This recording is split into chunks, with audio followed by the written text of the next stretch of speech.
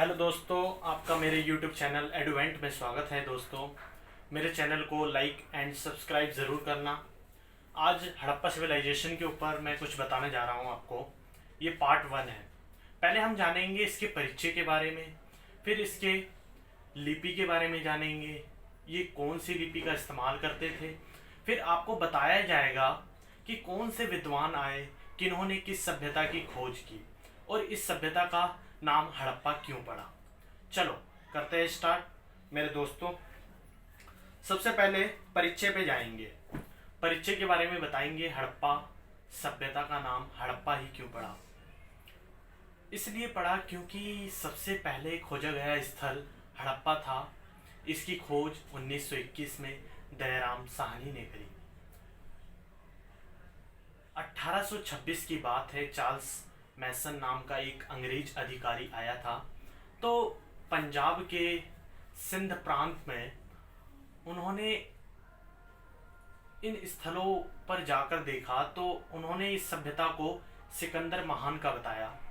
फिर 1872 की बात है, जब अलेक्जेंडर कनिंगम भारत आते हैं, एक अंग्रेज अधिकारी के तौर पर कार्य कर रहे होते हैं।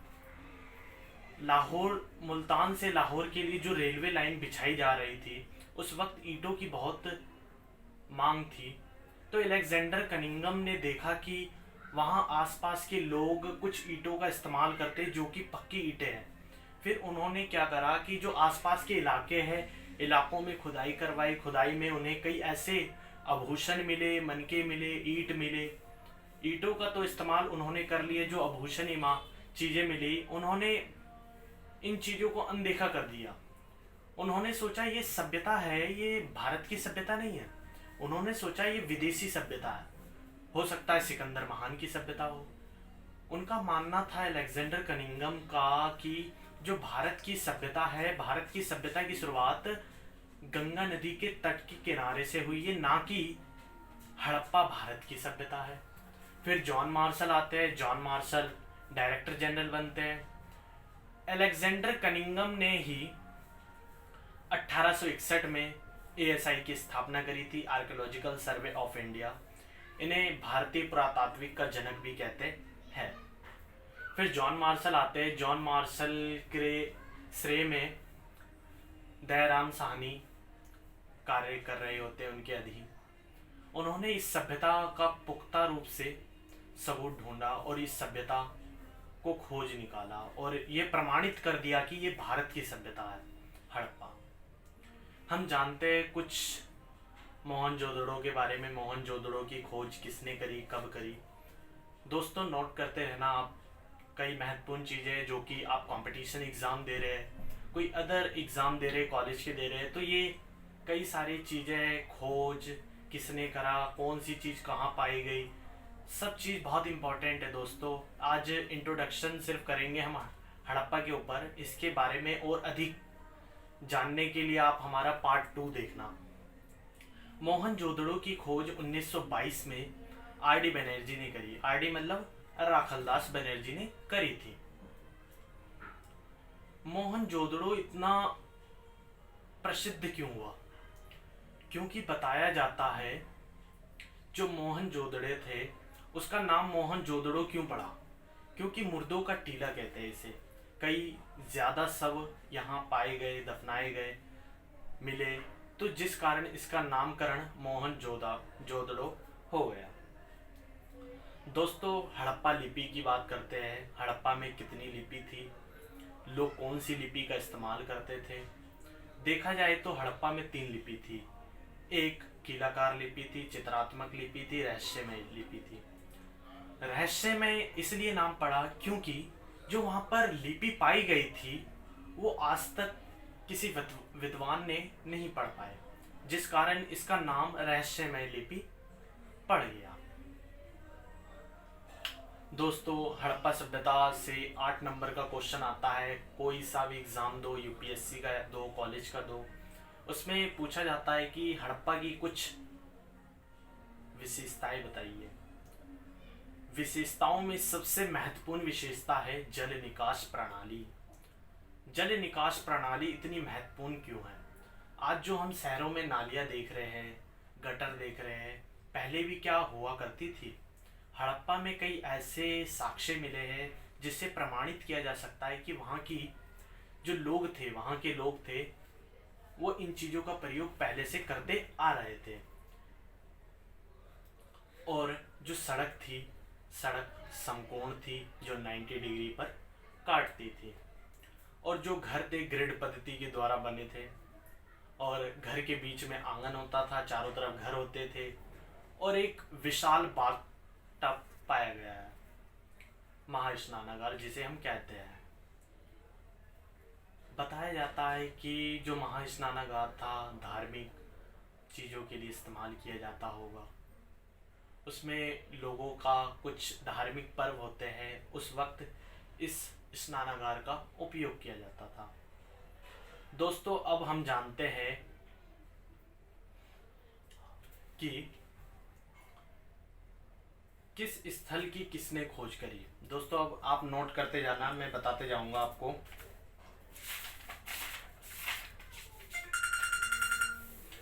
दयाराम साहनी ने 1921 में हड़प्पा की खोज करी थी, और मोहनजोदड़ो की तो बताया था 1922 में राखलदास बनर्जी ने करी थी खोज, और चनुदाड़ो की खोज गोपाल मजुमदार ने करी थी 1931 में। कालीबंगा जो कि ब्रिजवासी लाल ने इसकी खोज करी थी 1953 में। दोस्तों,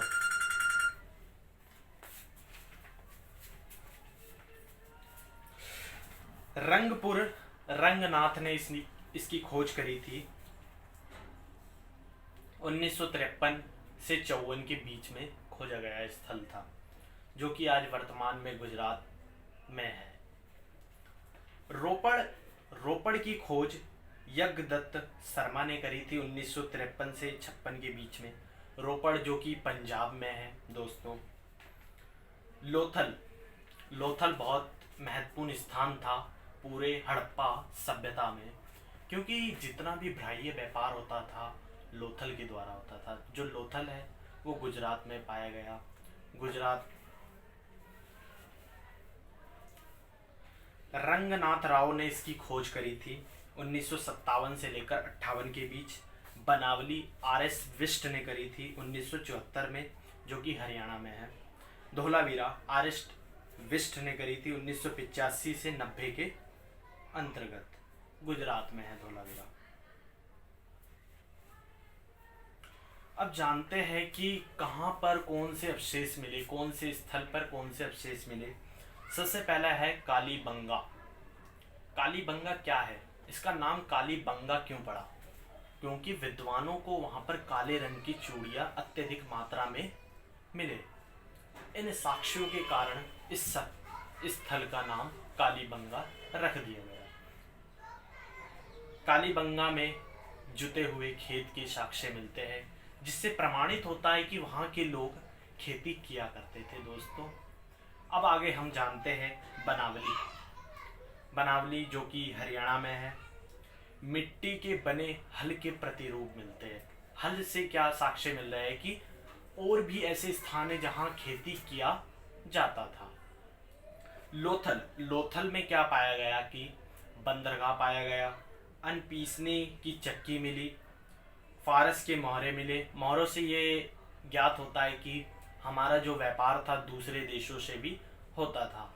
वहाँ पर कई फारस की भी मिली, मेसोपोटामिया की भी मोहरें मिली, जिससे प्रमाणित हो गया कि विदेशों से व्यापार होता था और मोहरों का इस्तेमाल एक सुरक्षा की दृष्टि से उपयोग किया जाता होगा।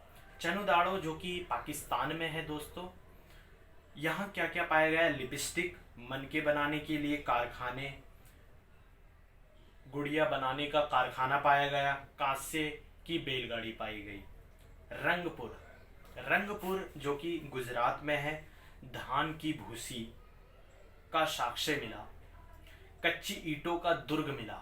दुर्ग क्या होते थे? जो ऊंचे स्थान थे।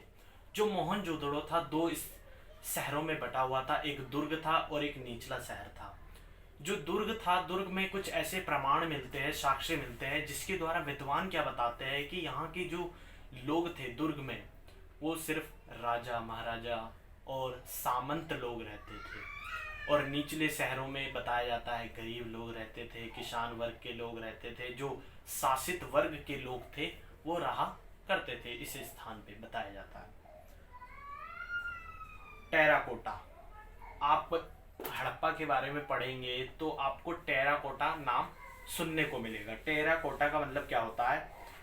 आग में पकी हुई मिट्टी के बर्तन, जिसे हम डिनोट करते हैं टेराकोटा से। अब जानते हैं हड़प्पा के काल के बारे में।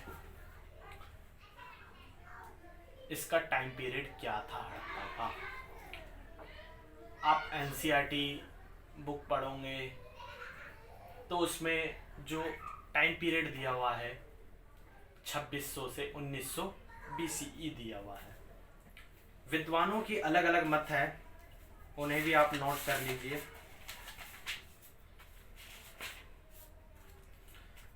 सर मॉर्टिमर व्हीलर क्या कहते हैं कि जो हड़प्पा का काल है 2500 से 1500 ईसा पूर्व माना गया है। और वुली क्या कहते हैं कि ये जो सभ्यता है 2800 ईसा पूर्व के आसपास की है। सर जॉन मार्शल क्या कहते हैं? देखो, सर जॉन मार्शल कह रहे हैं कि 3250 से लेकर 2750 ईसा पूर्व का है। जबकि डीपी अग्रवाल ने गुजरात के लोथल में इन्होंने डॉकयार्ड की खोज करी थी और इनके द्वारा लोथल की खोज की गई थी। 2350 से लेकर 1700 ईसा पूर्व मानते हैं।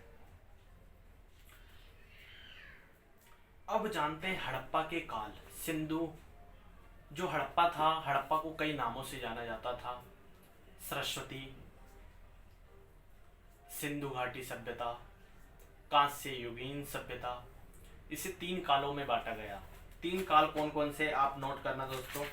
पहला पूर्व हड़प्पा काल, परिपक्व हड़प्पा काल, उत्तर हड़प्पा काल। इसके टाइम पीरियड भी डिनोट करना। पूर्व हड़प्पा काल जो कि 3500 से लेकर 2600 ईसा पूर्व माना जाता है। कोटा दीजा, अमरीनाल, सिसवाल इस काल के महत्वपूर्ण स्थल है। परिपक्व हड़प्पा काल जो कि 2600 से 1900 ईसा पूर्व माना जाता है। जो इसके महत्वपूर्ण स्थल है जैसे हड़प्पा, मोहनजोदड़ो, चनुदाड़ो, लोथल, कालीबंगा, बनावली। और उत्तर हड़प्पा काल जो कि 1900 से 1300 ईसा पूर्व माना जाता है। इसमें महत्वपूर्ण जो स्थल है रंगपुर, रोजदी, राखीगढ़ी।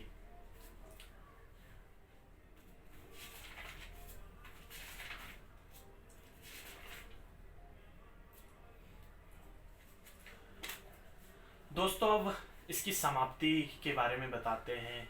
हड़प्पा सभ्यता का समाप्त कैसे हो गया। आज ज़्यादा डिटेल में नहीं जाएंगे, थोड़ा सा बताएंगे कि इसकी समाप्ति कैसे हो गई। विद्वानों का मानना है कि नदी की दिशा बदलने के कारण यहाँ सूखा पड़ गया। सूखा पड़ने के कारण डीपी अग्रवाल खुद कहते हैं अपने विवरण में, नोट्स में कहते हैं कि जो हड़प्पा जिस नदी के किनारे था, रावी नदी और घग्गर नदी, इनके रुख बदलने के कारण वहाँ सूखा पड़ गया और लोग इस स्थान से विस्थापित हो गए, जिस कारण ये सभ्यता समाप्त हो गई। लोगों का मानना है कि इस सभ्यता में अत्यधिक बाढ़ आने के कारण विनाश हो गया। डीपी अग्रवाल इसकी आलोचना भी करते हैं कि कोई इतनी बड़ी सभ्यता किसी बाढ़ के कारण समाप्त तो नहीं हो सकती। डीपी अग्रवाल कहते हैं, एक आर्कियोलॉजी है, विद्वानों के मत है कि आर्यों ने आक्रमण कर दिया था। दोस्तों आज के लिए इतना ही, धन्यवाद। ये मेरा YouTube चैनल एडुवेंट है, आप प्लीज़ सब्सक्राइब करना, लाइक करना और कमेंट करना। दोस्तों वीडियो अच्छा लगे तो लाइक ज़रूर करना। दोस्तों मेरा फर्स्ट डे है YouTube पे सर। दोस्तों ऐसे ही मेरे YouTube चैनल पर बने रहना। थैंक यू दोस्तों।